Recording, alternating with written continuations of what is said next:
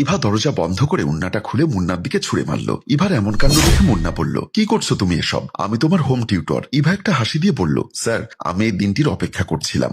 আজকের কাঙ্ক্ষিত এই দিনটির জন্য আমি আজ কতটা দিন ধরে অপেক্ষা করেছি স্যার। দেখো ইভা, তুমি ভুলে যেও না আমি তোমার শিক্ষক। তুমি আমার ছাত্রী হয়ে আমার সাথে এমন আচরণ করতে পারো না। স্যার আপনার বয়স আর আমার বয়সের ব্যবধান বেশি থেকে বেশি হলেও 5 বছরের আশেপাশে হবে। সোজা ভাষায় যদি বলি, আপনার আর আমার বয়সটা একেবারে খাপে খাপ। আর তাছাড়া আপনাকে প্রথম দেখার পর থেকেই ভালো লেগে গেছে স্যার।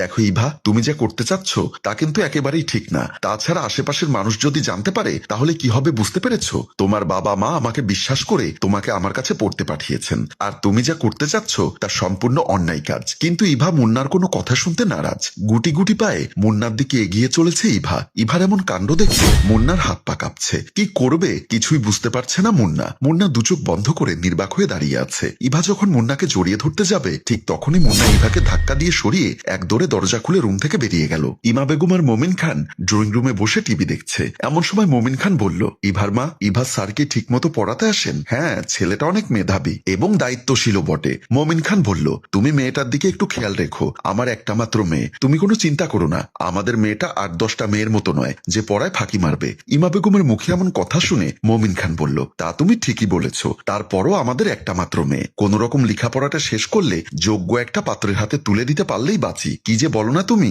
এত ছোট্ট একটা মেয়ে আর তুমি কিনা বিয়ে শাদীর কথা ভাবছো? শোনো ইভার মা, ছেলেমেয়েরা প্রাপ্তবয়স্ক হলে তাদেরকে বিয়ে শাদী দেওয়া মা বাবার উপর ফরজ। আর তাছাড়া আজ না হোক কাল বিয়ে তো দিতেই হবে। তার থেকে ভালো আগে থেকে চিন্তা ভাবনা করে সুযোগ্য পাত্রের খোঁজ খবর নিয়ে রাখা ভালো। মোমিন খানের মুখে এমন কথা শুনে ইমা বেগম কি বলবে কিছুই বুঝতে পারছে না। ইমা বেগম তার একমাত্র মেয়ে ইভাকে নিয়ে অনেক গর্ব করে। সেই ছোটবেলা থেকেই ইমা বেগম তার মেয়ের জন্য সব ব্যাপারে সতর্কতার সহিত কাজ করেন। ইমা বেগম বলল, তুমি কোনো চিন্তা করো না, দেখবে আমার মেয়ের জন্য কোনো না কোনো রাজপুত্র সময় মতো চলে আসবে। বলে হাহা করে হাসতে লাগলো ইমা বেগম। একটি রেস্টুরেন্টে বসে আছে ইভার মুন্না। দেখুন স্যার, আপনি যদি কাল থেকে আমাকে পড়াতে না যান তাহলে কিন্তু আমি সেদিনের সব ঘটনা মা বাবাকে বলে দিব। ইভার মুখে এমন কথা শুনে মুন্না বিরক্ত হয়ে বলল, এই মেয়ে, তোমার কি একটুও লজ্জা করে না? নিজের অসভ্যতা আমি মা বাবার কাছে বললে তোমার এই মুখ দেখাবে কি করে তাদেরকে? ইভা একটা হাসি দিয়ে বলল, স্যার আপনি কি আমাকে আপনার মতো গাধা পেয়েছেন? মানে তুমি কি বলতে চাচ্ছ?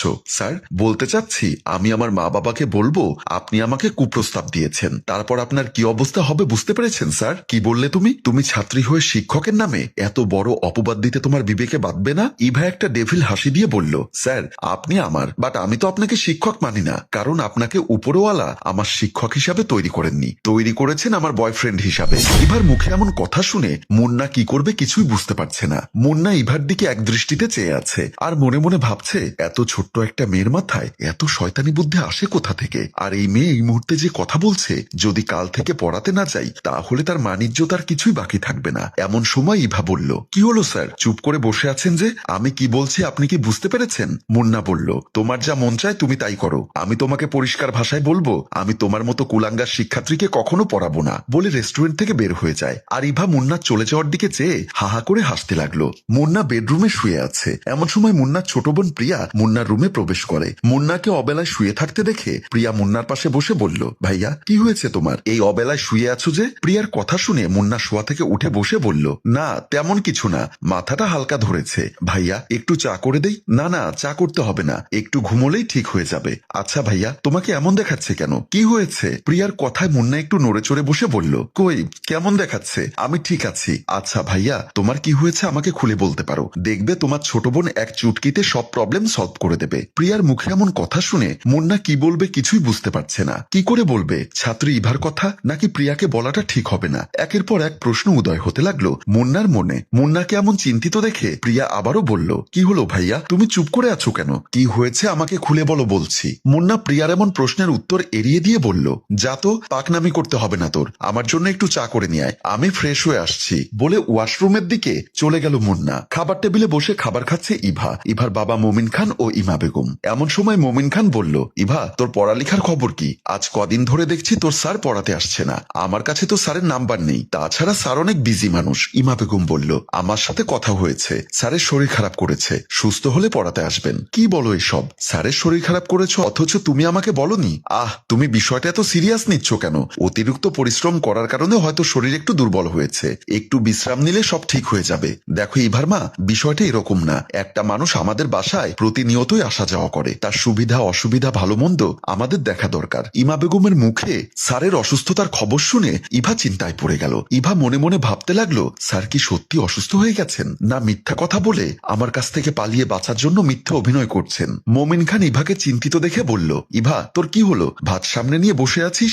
না বাবা কিছু না, এখানে বসে সময় নষ্ট না করে তাড়াতাড়ি খাওয়া শেষ করে পড়তে যা। তারপর তারা আর কেউ কথা না বলে চুপচাপ খাওয়া শুরু করলো। কলিং বেলের শব্দ শুনে দরজা খুলে দিল ইভা। ইভা দরজা খুলতেই রুমে প্রবেশ করলো মুন্না। মুন্না রুমে প্রবেশ করে বলল, জানি আজ তোমার মা বাবা কেউই বাসায় নেই, তুমি হয়তো আজ তোমার ইচ্ছা পূরণ করবে, কিন্তু ইভা বিশ্বাস করো আমি এমন ছেলে না। এমন সময় ইমা বেগম ও মোমিন খান এসে বলল, বাবা যেদিন থেকে তুমি আসো না সেদিন থেকে আমি বুঝতে পেরেছিলাম আমার মেয়ে কোনো একটা গন্ডগোল পাকিয়েছে। তারপর আমি খোঁজ লাগিয়ে দেখলাম যে হ্যাঁ সত্যি আমার এই পাজি মেয়েটা এত বড় একটা গন্ডগোল পাকিয়েছে। এমন সময় ইমা বেগম বলল, বাবা তুমি আমার মেয়ের এমন ব্যবহারে কিছু মনে করো না, আসলে স্যার আমার ভুল হয়ে গেছে, আমাকে ক্ষমা করে দিন। ইভার কথা শুনে মুন্না বলল, দেখো ইভা এখন তোমার পড়ালেখার সময়, বন্ধুদের সাথে আড্ডা অযথা টাইম পাস কিংবা ফেসবুকিং করে সময় নষ্ট করা একদমই ঠিক না। এখন যদি তুমি সময় নষ্ট করো তাহলে একটা সময় আসবে তখন দেখবে সময় তোমাকে নষ্ট করবে। তাই আমি তোমার টিচার হিসাবে বলবো এখন উল্টাপাল্টা সময় নষ্ট না করে